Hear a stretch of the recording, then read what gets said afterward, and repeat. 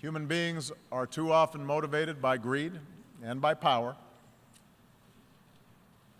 Big countries, for most of history, have pushed smaller ones around. Tribes and ethnic groups and nation-states have very often found it most convenient to define themselves by what they hate and not just those ideas that bind them together.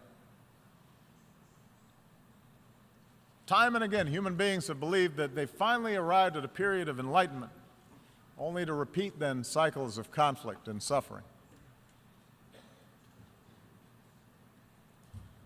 Perhaps that's our fate.